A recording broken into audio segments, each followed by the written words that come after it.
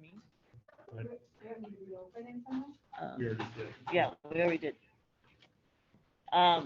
So we need a motion for the board action regarding decision on Chicago Ridge Educational Association CREA grievance for internal subpay.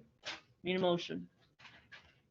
I will make the motion to deny Is that what, how we gotta say it? Mhm. Okay, the grievance. okay. From Second. Okay, roll. Mr. Malinowski, Aye. Mrs. Petropoulos, Aye. Lammle, Aye. Mrs. Lebudzik, Aye. Mrs. Egan,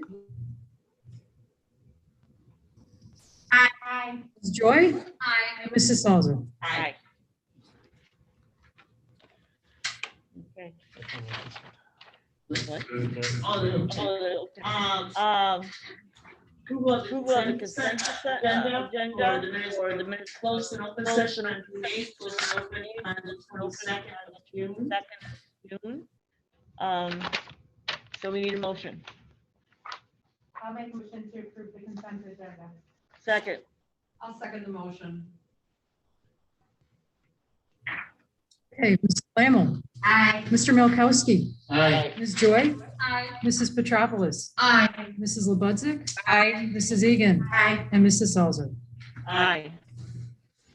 Okay, superintendent's report. All right. Everyone else wants to mute. I'm gonna go ahead and I haven't had to share my screen in so long. Go ahead and do that. I have some notes in here.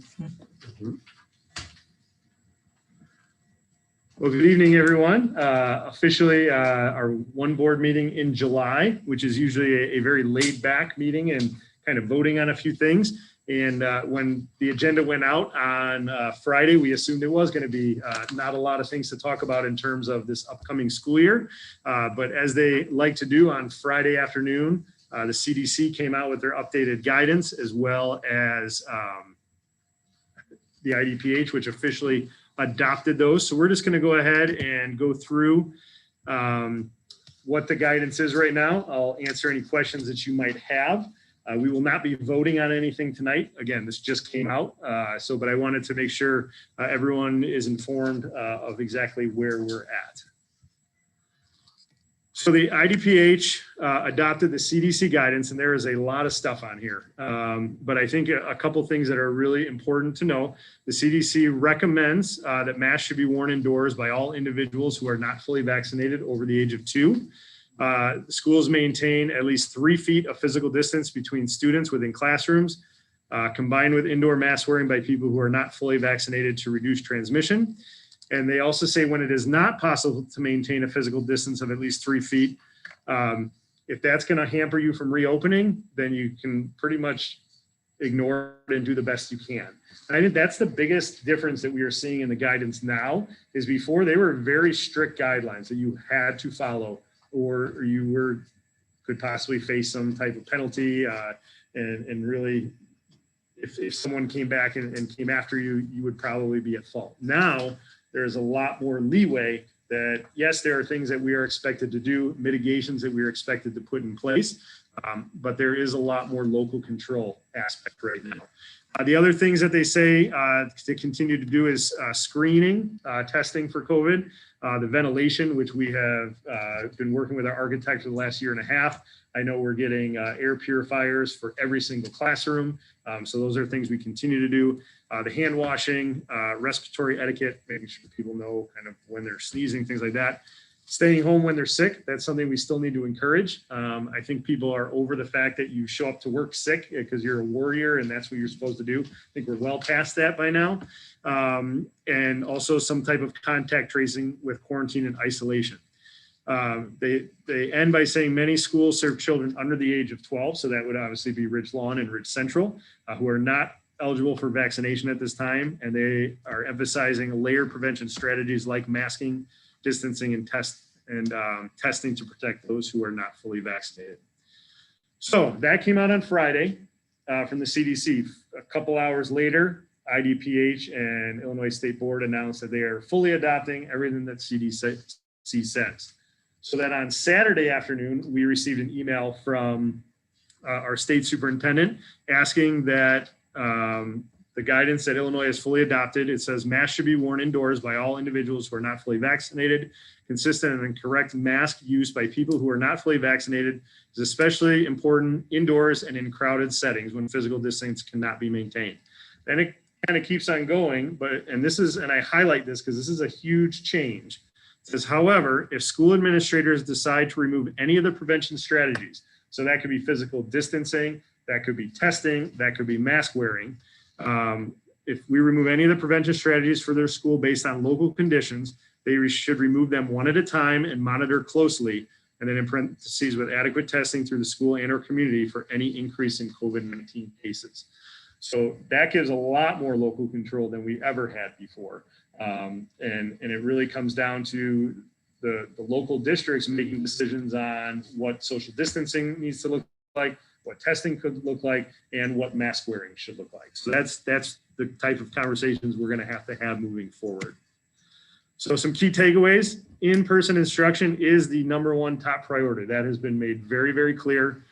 Whereas last year it was, we need to be offering both and make it as equal as possible. That is not the goal of the state at this time. Mask wearing and social distancing are recommended. The more distance you can provide, the less need for universal masking. The less distance, you should be seeing more masking. And there are some differences in this between vaccinated and unvaccinated people in what their guidelines are. We were not seeing that even at the end of last school year. You are starting to see, based on quarantine and distances that they are recommending, there is a difference between those two groups. One area that mandatory masking is, it's a universal mandatory for, and this is across the country, not just in Illinois, but that is anytime you're on a school bus. So just like when you're in an airport, you have to wear a mask. When you're on a school bus, whether you're vaccinated or not, driver or student, you do have to wear a mask. Can I ask something? Yes. Not to be a pain. Mhm. You got kids sitting next to each other in the room, and that's optional, but on a school bus, they have to wear it. Yeah, and I think the argument will be that they assume that schools are going to pack buses again, like 50 to set. There's no 50-person limit on there anymore. So I think that's where that's coming from. So then contact tracing, isolation, and quarantine. Non-vaccinated, according to the guidelines, should continue to quarantine close contacts. We still don't have an exact definition of what a close contact is right now. Before we had, we knew it exactly. If you were under 6 feet, you're considered a close contact. Now they're not even saying if it's under 3, we're still seeing some kind of wishy-washy language in there. Fully vaccinated, though, not required to quarantine if they are asymptomatic. So you could be holding hands technically with someone who tested positive, but if you're vaccinated and you aren't showing any symptoms, you do not have to quarantine. We are still waiting on IDPH to provide exact guidelines for what the close contact will be considered, and we're still really unsure what the rules for eating will be in terms of distancing. When you see the 3 feet, it continuously refers to in the classroom, but we're still waiting to see exactly what that means for lunches. And to be honest, that is probably one, and I've said this before, one of the biggest things that will impact us. Sam and I were just having a conversation of how that could impact furniture and where people are and what we need. So those are some big things that we still need to find out. So we talk about testing. We have not had a testing program here in Chicago Ridge, and there was some schools in the suburbs who had this testing last year, and it was very expensive for districts to implement that. All Tier 1 and Tier 2 districts, based on your funding levels, receive testing for free this year. We are even hearing that districts in Tier 3 and 4, it sounds like they're going to probably also give those tests for free as well. That has not been official, but the state continues to kind of put that out there that it's coming. This says the district could do testing once or twice a week. Correct. So will it be paid for? Yes, it will be paid for up to twice a week.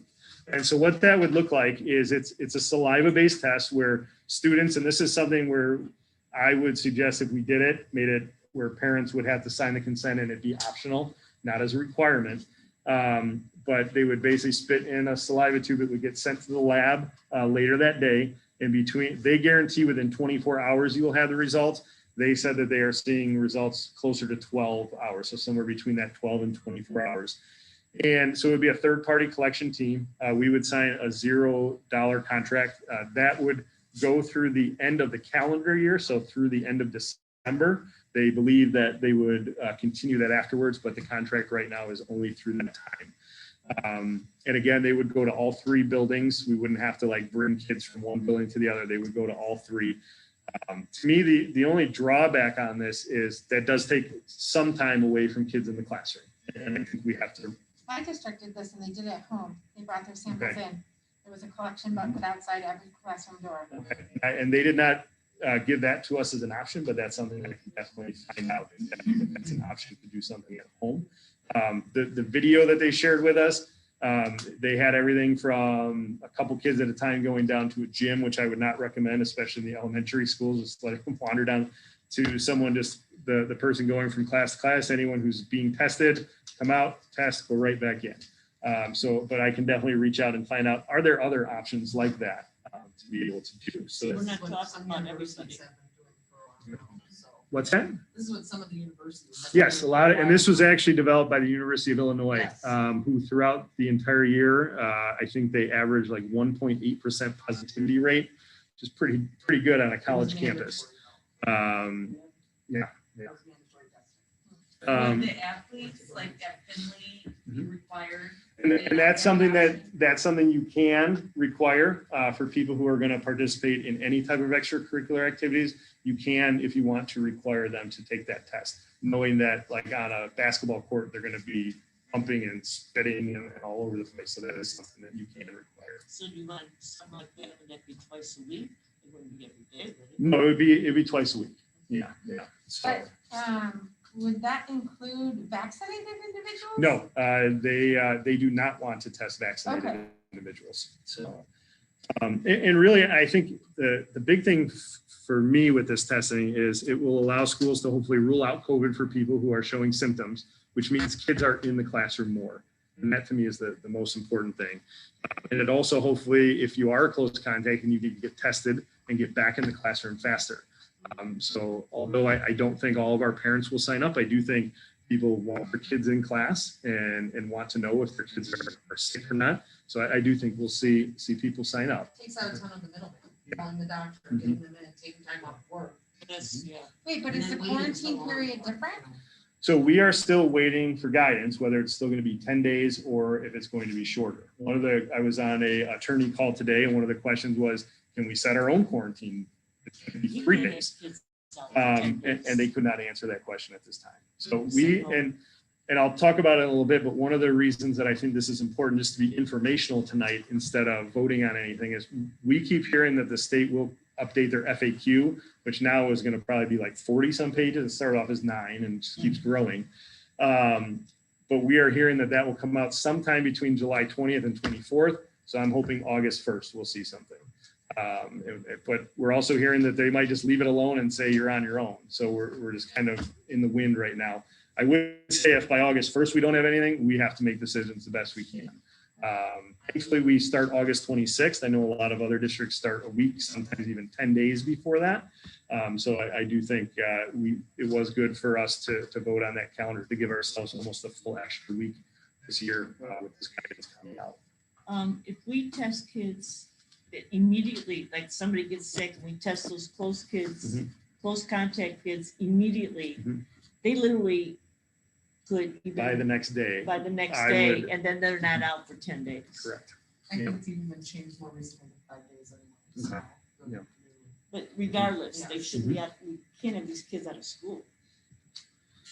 So really my last slide are what the next steps are. And again, we are awaiting the updated FAQ sheet from ISB and IDPH, which we have heard should come out next week.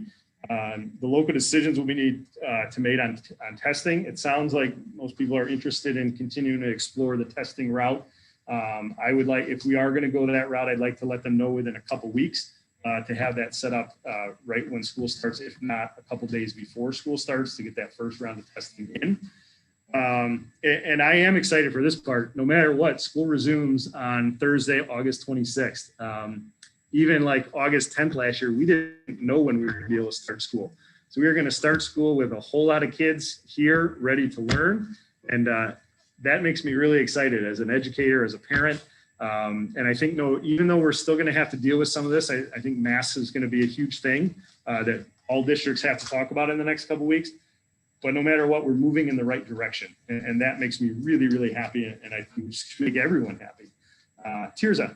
Well, I have two questions. I mean, they're kind of the same, but different. Are we having any pushback of people, or do you feel that we will have some of the parents who have kept their children 100% remote being like about them coming back to school?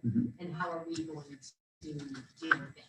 Yeah, it was very interesting because that question came up on the attorney call as well. And this was Korea Bocek, who's actually one of our other attorney groups than who we had here tonight. And they are, I would say, the group that's always really thinking about kids and parents. And for them to say this statement was very interesting. They said it will come down to, if there's no medical reasons, to say your option is to homeschool them. Because unless you can do a 529 plan, you're really looking at, you have to come to school. And that's been the biggest difference that the state has made at this point. And I would still say I would talk with families, and that would not be the first thing that I would want any of our administrators to say, and really talk them through it. But in the end, that sounds like what the state is giving us as the option. I just want to make sure that we're not, It was really nice at the end of the year that the remote students were invited in. Yeah, I think that. I think that was super helpful, especially for the littles who have been out the entire year. Yeah. And so for those of you who didn't get to see it, all of our remote classes basically were invited at the end of the year to come in, whether it was in the building or outside, and just kind of hang out with their class in person. And some of them, that was the first time all year. And for some of them who have transferred in, that's the first time in any of our buildings. So that was really nice. And in talking with the junior high, we obviously know we always have our 6th grade come in, do your locker day. Yeah. We've also talked, our 7th graders have to do that. They've never had that for a lot of them. So although we're looking at having a lot of our normal things take place, we also have to remember many groups missed out on some really big milestones and some things that they need. So we've got to keep that in mind throughout the whole year. What about masking? We have to make a decision on that. Yeah, we will. I don't think it will impact whether anything with kids, but as far as school, but I do think that that's an important decision that we will have to make. I know Lamont District announced that they are not having any masks for their summer school effective yesterday, whether they're vaccinated or not. There are other districts who have not sent it out to their community, but who are farther out east, who said that they will have every single person wear a mask, whether they're vaccinated or not. And then I think you're going to see a whole lot of districts in between. I think you'll see it all over the spectrum. So that's something we will have to figure out, kind of what we feel comfortable as a board, as an administration, and go from there. I don't want to see kids with masks on, unless the parents want them. Well, kids under 12 are not vaccinated, so that's all K-5 and most of 6. Yeah, but enough of this. It's terrible what they have to sit there with masks on all day long. They're little kids. They're sucking in carbon dioxide and their brains are frying. Well, then that would make it only more of an issue to make testing mandatory twice a week then, if that's how you feel, because what other way do parents have security that their child is not going to get sick from another child? Yeah.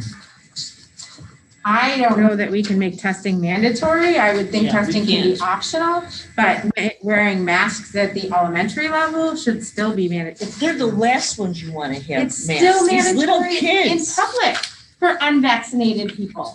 You have to still have on a mask according to the CDC if you are not vaccinated. Correct.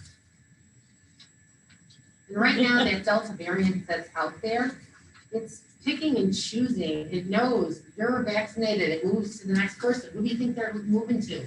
They're moving to small children. That's why there's fear. I don't think we should say everybody has to be vaccinated or has to be wearing masks. I think that would be a big mistake. I think vaccinated teachers should be unmasked. I think vaccinated students should be unmasked. But kids who are not vaccinated or ineligible should be masked. I think that's what we can do to protect those who are not eligible And yet. there's still some students who might It's the still parents' choose to be. It's not when you're under 12, Nancy. It is. It's the not parents' possible. decision. I can't get my 11-year-old vaccinated. It's not an option right now. Yeah. Our kindergartners, our pre-Ks, our first grade, all the way through sixth grade. And those are Yeah, the, fifth grade. I don't want to see these little kids with masks on. And the only update I've heard on when under 12 could possibly be, I'm hearing like beginning of October, but we know, I think that keeps getting pushed back. And I do think you'll see a lower percentage of elementary kids getting it compared to even adults, just from hearing in the community and everything. So we'll- And some schools are given that option. A lot of schools are, Giving what option? whether or not, it's the parents' choice whether or not they mask. Yeah, but it's not, if you go to the science of masking, you're wearing a mask to protect somebody else, not to Not protect yourself. yourself. So I think it would be a huge disservice for us to make it parent optional at the elementary, because it's not my option who my student sits next to. And if my kid is sitting next to somebody whose parent doesn't want them wearing a mask, that's not fair to my kid. That doesn't make any sense. If you have to be in a store and wear a mask because you're unvaccinated, why would you come to school and not wear a mask? You do if you're not vaccinated. Or if you're a liar, I mean, that's your option, right? I mean, if that's what it says on the doors everywhere. No, it doesn't say it on a lot of doors anymore. It does. It says if you A are lot of places have vaccinated, taken you those don't signs need a down. mask. That's what the CDC says. That's not like an opinion. That's what it is. So as we get more of the guidance, hopefully from the state, I will definitely share that out with everyone. It's a decision. I think our next board meeting is August 10th.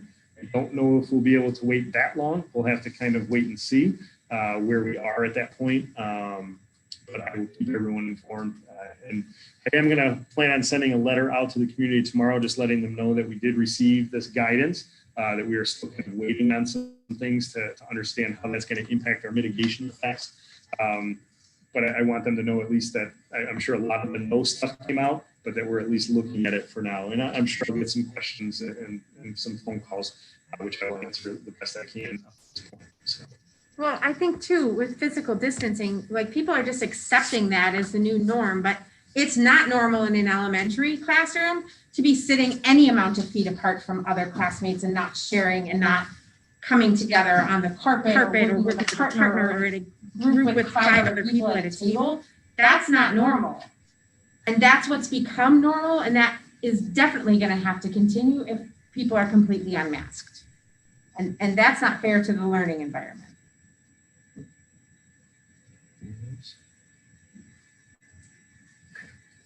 All right, so more to come on our guidance. I will stop the share and hopefully not turn us off.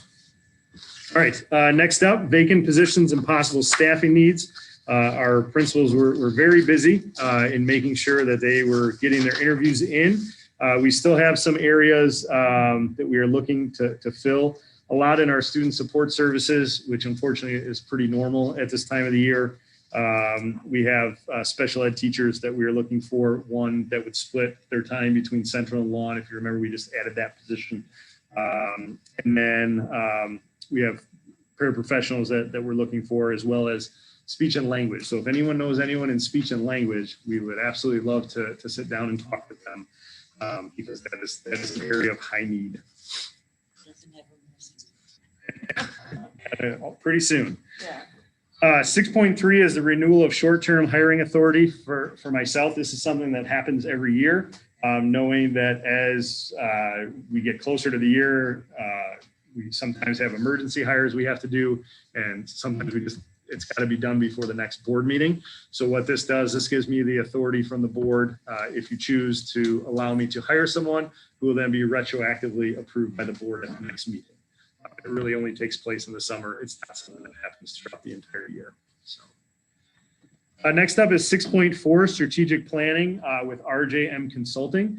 I know even when our new board members were coming on, I talked to you about the strategic plan that was in place here in our district. It took place back in 2015 and ran through 2020. And I know for me, even onboarding here, that helped a lot for me just to see what the values were here in this district, and glad to see that they lined up with mine.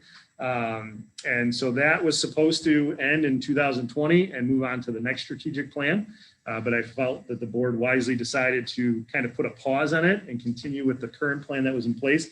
So one of the biggest things about the strategic plan is to bring the community together and to bring important aspects of Chicago Ridge and our areas in Oak Lawn, and to really talk about what it is that we value and where we want to see this district going. And we just didn't feel that that could be done appropriately on Zoom. So we kind of put a pause onto that. If you see in there, Dr. Robert Madonia, he's a former superintendent. He now is part of this consulting group. He worked with us in 2015 to 2020. He made a contract proposal back in October. The proposal stays exactly the same. The calendar changes a little bit. We would look at starting in September. His original proposal, as far as a timeline that he came up with, had us meeting in the middle of December with the community. And I don't know about you, but I am so excited to be doing Christmas stuff at that time, since we didn't get to do any of it last year. But I don't think we'd have a lot of people showing up for that. So that's why we adjusted the timeline a little bit so that we weren't meeting at that time. So I would be asking for the board's approval of the consulting contract to begin the strategic plan later in the meeting. So, any questions on that?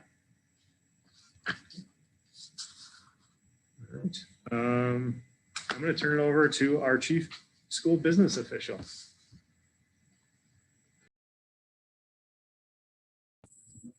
Okay, thank you. Okay, just really wanted to give everyone an update on our construction and our summer projects. It's always a busy time of year. The roofing improvements at all buildings are about 64% done. At the end of the week, they should be 100% done at Ridge Central. And then after that, they're working on Ridge Central and Finley, but that crew will actually be doubled up. They will finish up Finley, and then they will move on to Ridge Lawn. And unfortunately, the weather to date really hasn't impacted any delays because of the type of the work they were at when it rained. So that's some good news. The lighting upgrades we've been talking about, 95% of the work is completed to date, but they are still waiting on 14 fixtures. And we've been, kind of keeping the board apprised that there's some manufacturing delays on that. And as soon as those are in, they will work to install those. And then the work continues at the pre-K playground at Ridge Lawn. The fence is up. Where we're at is we're waiting on the gates for the fence and the equipment. And originally we were scheduled for mid-July, but the theme of the summer seems to be manufacturing delays. So that is now pushed back a week or two, but the substantial completion is hopefully still by the end of July. And we will be having our summer school. And so we did talk with the architect, and there will be no, even if they did run into that first week of August, there would be no interference with arrival or dismissal of our summer school students. And then the classroom furniture for the pilot program for Ridge Central and Ridge Lawn is in production. And then the tables and chairs for Finley Junior High, that will be the permanent furniture, that is also in production, and we're still on schedule to have that for the start of the school year. And then a new thing we kind of wanted to talk about is last year we were able to enhance the security systems at all buildings as part of the strategic plan. The one thing we never really did, though, is upgrade our intercom systems. And if we've learned anything over this last year of pandemic and trying to keep our distance from, our community, just for safety purposes, we realized they needed an upgrade. The quality is just not there. It's very difficult to understand understand. It's just very muffled. And so we had a couple companies come out, and now you can imagine, there's all sorts of bells and whistles. Now there's cameras as well. So each front desk wouldn't be just having a communication. They would have a screen so they could actually see the person prior to letting them in the building. And so later in the meeting, we'll be asking the board to approve that purchase at all 4 buildings. And that will be definitely in time for the new school year. Where is the funding from? That's from the operations fund. Mhm. Mhm. Okay, so then next thing I wanted to talk about is the short-term furniture needs. Dr. Thorne's kind of talked about, what we're going to be hopefully doing with lunch, but we really don't know specifically our furniture needs. So this is kind of an unusual request. Usually we ask the board to approve a specific amount, but when we printed this on Friday, we didn't even have the guidelines from the IDPH yet. So really, I just wanted to give the board's heads up that we will need some short-term furniture needs. And unfortunately, we hopefully won't need them next year, but we need approximately 225 desks for our younger learners that usually would have a table. So now that the 3 feet guidance has been established, we are going to have to make that purchase. And then we're also going to have to accommodate our lunches, which all our students are not going to be fitting in the lunchroom. So we're going to have to buy some table and chairs. So we didn't want to wait until the next meeting in August because we want to make sure we're ready for it. So really just a heads up that we will be asking you to do a retroactive approval in August for anything we purchase in the next couple of weeks. Okay, and then the next one is the township earnings and costs, and really happy to say that the interest earned on investments for FY21 was $378,000, and this was actually below last year. Last year we earned $524,000, and even though our fund balances have increased, the short-term and long-term interest rates are just they're next to nothing virtually. Both the treasury bills and the treasury notes interest rates compared to they were last year are much lower. But I'm very happy to say $378,000 of earnings because of our fund balances. And then when I printed on Friday, we did not have the costs provided by the township. The township invests our money, but they also do some of our processing. And every quarter they allocate those costs. And so in your handout, that information was not available, but I did get that this morning. And so the quarter for the township cost was about $10,137. And so they were actually under budget by $18,000 for the year. So when you think about it, they made us $78,000 and it only cost us about $60,000. So we're really getting our money's worth there. So that was always nice. And then the final thing is really just a little update on our ESSER funding. We're going to start working on the Sr3 Grant. That grant was just opened up to school districts on July 1st. And that, if you remember, is our pretty sizable grant. It's over $5 million. And that is going to take a lot of planning. It's a wonderful problem to have, I like to say, but we have to look at both short-term and long-term needs for that money. So we will start writing that grant. And then the last thing is a couple weeks ago, ISB actually announced another ESSER grant, which they're calling a set aside. And that is in the amount of $755,000. And they were very specific this time. They are recommending that 71% of that is going to be addressing learning loss, 14% on summer enrichment, and 14% on after-school programs.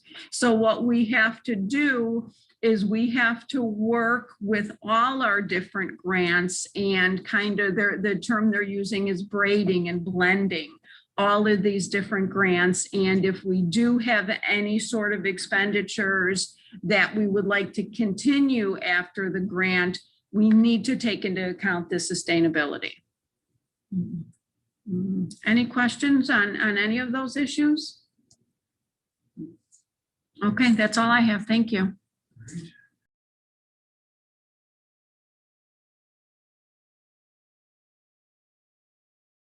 9.1.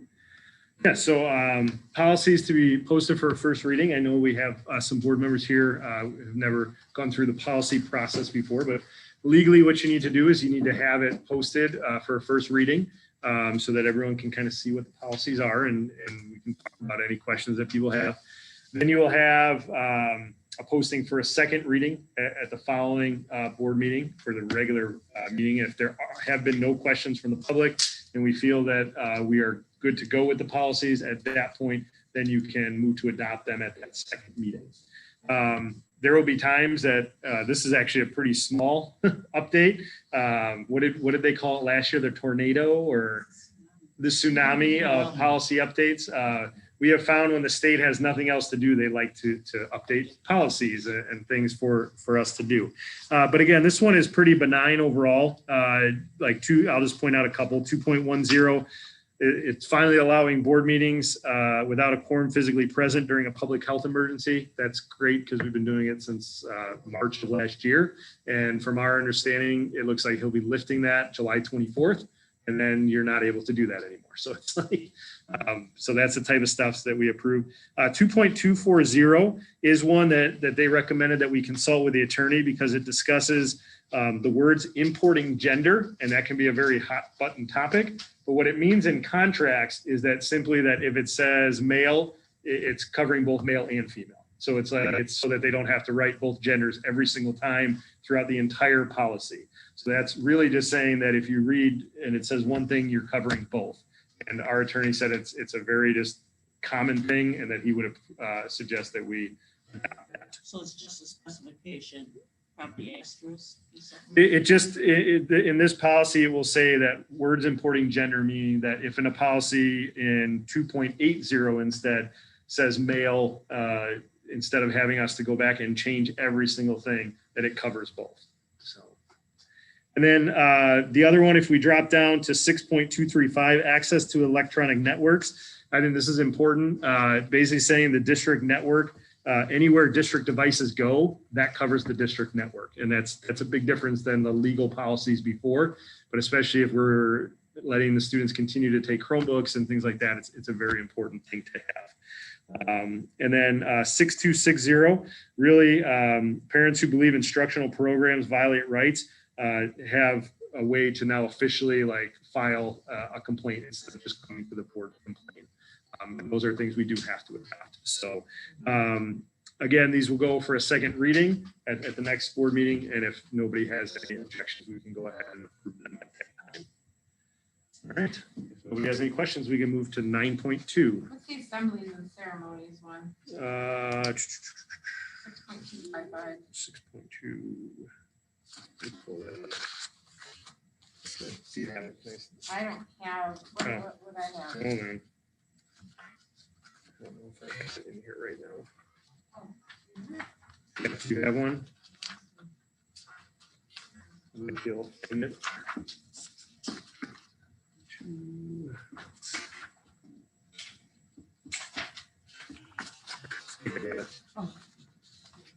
So the only thing that this does is it updates the legal references. So nothing in the policy changes from anything that we've had. And the policy reads, the district shall not endorse or otherwise promote invocations, benedictions, and group prayers at any school assembly, ceremony, or other school-sponsored activity. So the only thing that changes is like what legal case they're referring to now, as opposed to what they were referring to. That's how it always was. It has always been like that, yeah.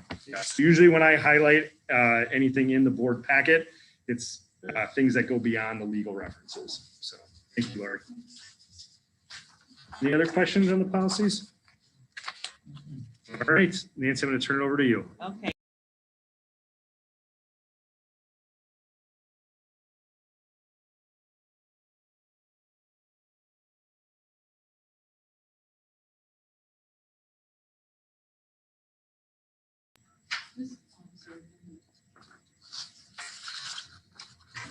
Mrs. Labudzik, Aye. Mrs. Egan, Aye. Mr. Malkowski, Aye. Ms. Joy, Aye. Mrs. Petropoulos, Aye. Mrs. Lammle, Aye. and Mrs. Salzer. Aye.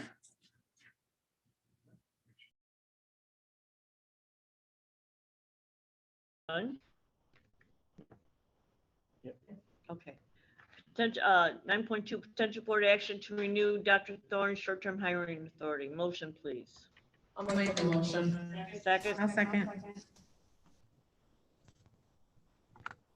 And Mrs. Petropoulos, Aye. Mrs. Lammle, Aye. Mrs. Egan, Aye. Mrs. Labudzik, Aye. Mr. Malkowski, Aye. Ms. Joy, Aye. and Mrs. Salzer. Aye. 9.3, potential board action to approve payment of Knickerbocker roofing and paving and the amount of $880,200. I will make the motion to approve Knickerbocker roofing. Second. I'll second that.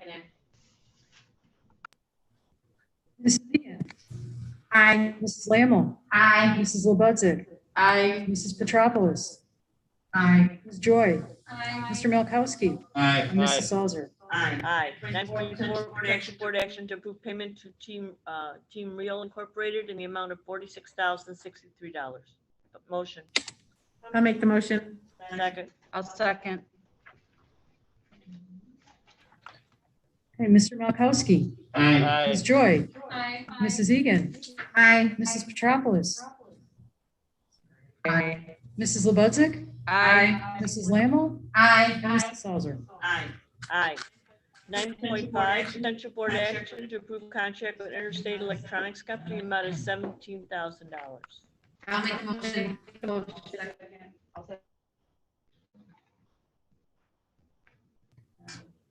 Mrs. Lammle, Aye. Mrs. Egan, Aye. Mrs. Petropoulos, Aye. Ms. Joy, Aye. Mr. Malkowski, Aye. Mrs. Labudzik, Aye. Mrs. Salzer. Aye. 9.6, potential board action on contract for Rjm Consulting, $15,000. Motion. I'll make the motion. I'll second. Mrs. Egan, Aye. Mrs. Petropoulos, Aye. Malkowski, Aye. Mrs. Lammle, Aye. Mrs. Labudzik, Aye. Ms. Joy, Aye. and Mrs. Salzer. Aye. Others? Is there any others? For any of them? 10, 1, other ones? Nothing? Anybody would like to say something today? No? I will say something for our public. I am excited. Tomorrow is our luncheon with our custodial staff, which is one of our favorite days of the year. So Sammy's in charge of the menu every year, and we'll be going with Hog Wild. So, That's good. yeah. The only thing is we always have to make sure I'm in the office on those days. That's the most important thing. So, I think they do a great job most of the time, but this last year and a half, they have really stepped up, and so very, very thankful for everything they've done. So, Thank you, guys. yeah. Pork chop, they're pork chops. They're just- Do you have anything? You know what? We're coming off such a horrible year that, and you have done a fantastic job with this. I mean, there's no doubt about it. I'm just hoping things calm down enough to make this more normal for the kids at this point. I mean, that's all I want to see right now. So that's all I have to say. All right, we are going to adjourn to closed session for the purpose of the discussion of the appointment, employment, compensation, discipline, performance, or dismissal of specific employees of the public body or legal counsel for the public body, including hearing testimony on a complaint lodged against an employee of the public body or against legal counsel for the public body to determine its validity. However, a meeting to consider an increase in compensation to a specific employee of a public body that is subject to the Local Government Wage Increase Transparency Act may not be closed and shall be open to the public and posted and held in accordance with the Open Meetings Act as defined in the Open Meetings Act, Section 2C1, the discussion of collective negotiating matters between the public body and its employees, representative, or deliberations concerning salary schedules for one or more classes of employees as defined in Section 2C2, The discussion of litigation when an action against, affecting, or on behalf of the particular public body has been filed and is pending before the court or administrative tribunal, or where the public body finds that an action is probable or imminent, in which case the basis for the finding shall be recorded and entered in the meetings of the closed meeting as defined in section 2C11. And the discussion of minutes of prior meetings lawfully closed under the Open Meetings Act as defined in section 2C21 for the purpose of review, approval, or release of such minutes. We will need a motion. I'll make a motion. Ms. Joy? Aye. Ms. Seegan? Aye. Mrs. Lammle? Aye. Mrs. Ludwig? Aye. Mr. Milkowski? Mrs. Petropoulos? Aye. Mrs. Salzer? Aye. Aye. All right. We ready to-